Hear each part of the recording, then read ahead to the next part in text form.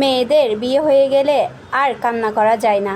বৃষ্টিতে ভয় লাগলে মাকে আর জড়িয়ে ধরার জন্য পাশে পাওয়া যায় না। তরকারি পছন্দ না হলে খাবো না বলে দরজা বন্ধ করে শুয়ে থাকলে পছন্দের তরকারি দিয়ে ভাত খাওয়া যায় না। বিয়ের পর মেয়েরা রোবট হয়ে যায়। মেয়েদের জীবনে শুধু একটা অপশনেই খোলা থাকে, হয় মানিয়ে নেওয়া, না হয় সব কিছু সকাল্লাদ ত্যাগ করা। তাহলে কোনো সমস্যা থাকবে না আর। এখন আর কোনো আফসোস নেই। যেখানে আমার স্বামী এত করেও তাদের ভালো ছেলে হতে পারলো না।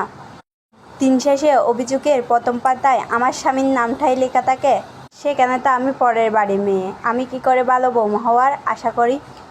বয়স বাড়ছে, টেনশন বাড়ছে, দায়িত্ব বাড়ছে, শুধু কমে গেছে দিন দিন ভালো থাকার প্রবণতা।